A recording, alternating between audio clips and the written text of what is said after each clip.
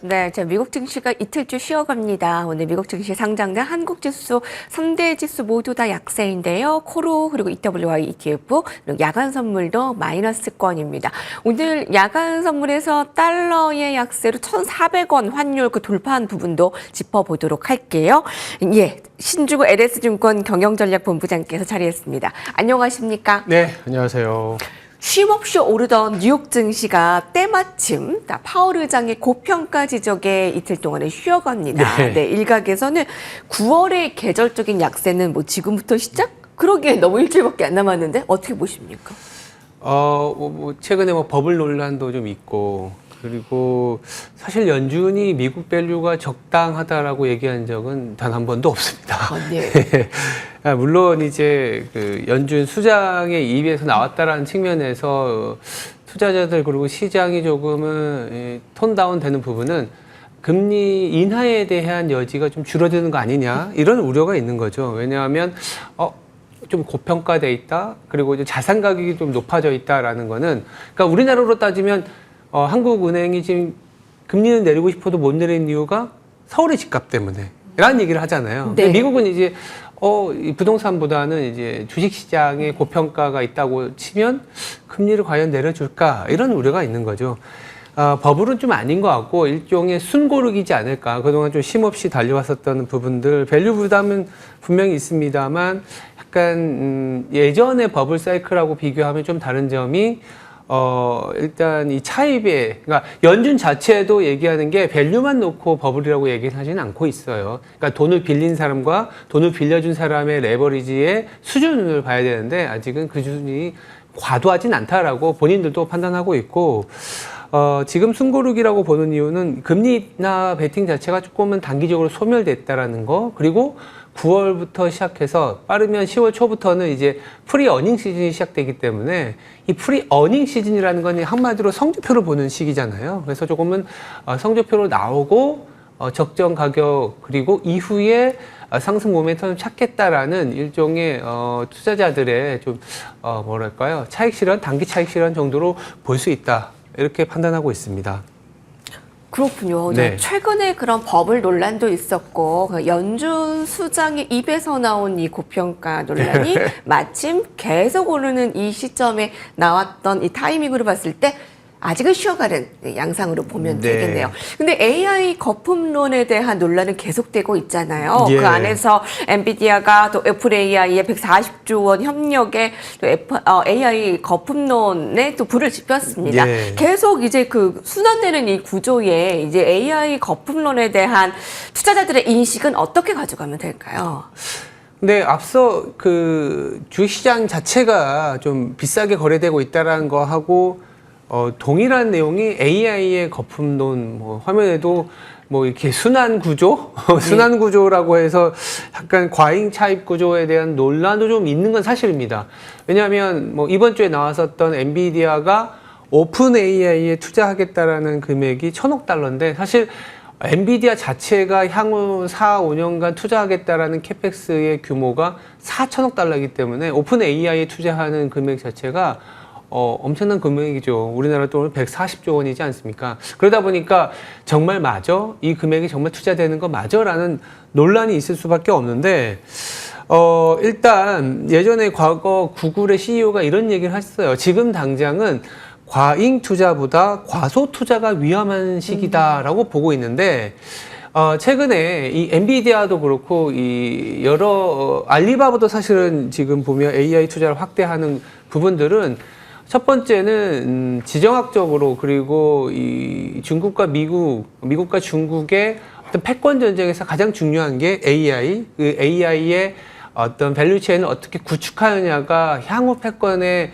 키라고 보고 있어서 과잉 투자는 더 정부 측면에서 이어질 수 있다라고 할 수 있고, 그 근거가 될 수 있는 게 미국은 여전히 미국 기업 중심으로 보면 AI 침투율이 아직 10%가 좀 안 됩니다. 한 9% 수준이기 때문에 과거 전기차도 15, 16% 넘어가는 수준까지도 다이렉트로 올라갔던 사이클이었거든요. 그러니까 테슬라 혼자만 전기차를 보급하지 않았듯이 지금은 엔비디아를 비롯한 브로드컴, 최근에 알리바바 이런 경쟁적인 투자가 나오는 거는 버블 논란은 있지만 지금은 이 캐펙스 투자 공급 사이클이라는 측면에서 본다면 여러 가지 버블 측정 지표들이 워킹하지 않는다면, 이렇다면 기업의 대출이 GDP 대비 한 80% 수준이기 때문에 여전히 올라갈 룸이 있다라는 측면에서는 앞서 파월의 고평가 지적과 동일한 수준에서 보면 AI 버블에 대한 논란은 계속 있겠지만 여전히 채워줄 만한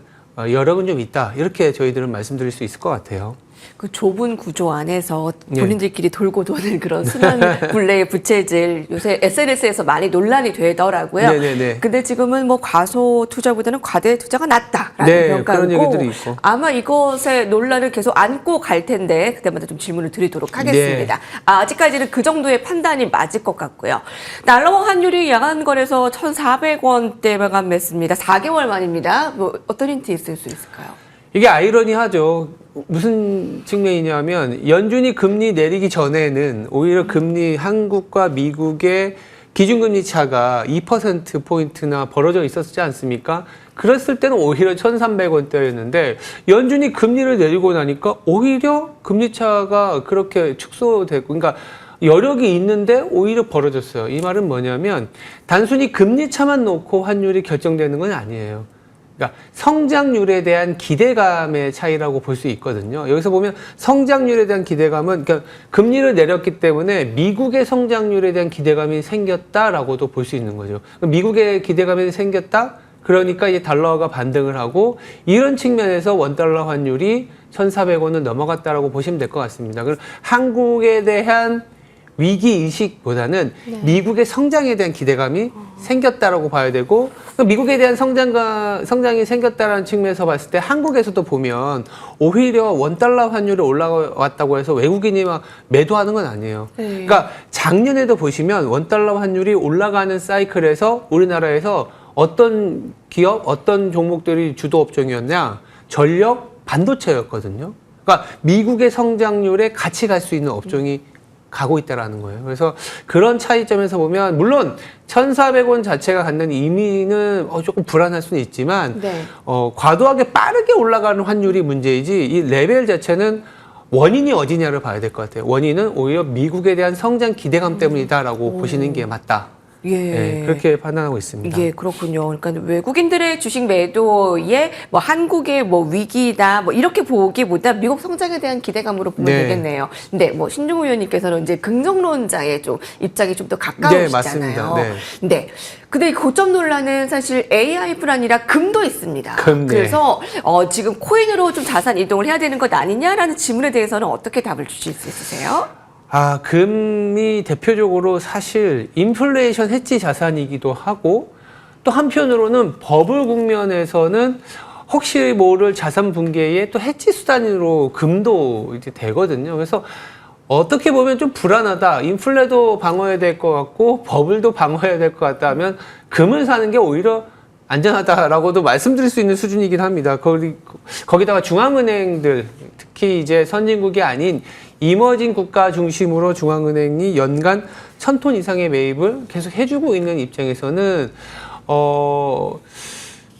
실질 금리가 내려가는 사이클이고, 연준이 금리는 생각보다 더디게 내릴 수 있지만 어쨌든 금리 인하 사이클이 다시 시작된 이 시점, 그리고 주식의 고평가 논란이 있는 이 시점에서는 위와 아래의 해지가 명확하게 드러나는 것은 오히려 코인보다는 금이라고 저는 판단이 되고, 코인 자체는 달러와 유동성의 함수라고 볼 수 있는 것 같아요.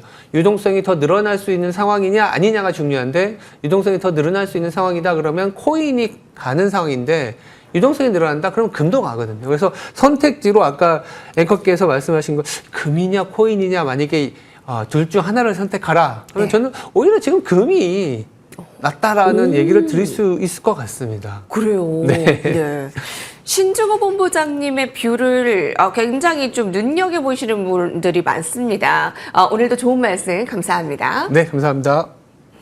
LS증권 신중호 경영전략본부장님과 함께했고요. 자, 오늘 쉬어가는 이 양상에서 가장 핵심적인 부분은 고평가 논란과 AI 고점 논란에 대한 해석, 이 부분을 좀 특집으로 준비해보지 않았나 싶습니다. 자, 오늘 국내 증시도 화이팅 하시고요. 저는 내일 이 시간 뵐게요. 고맙습니다.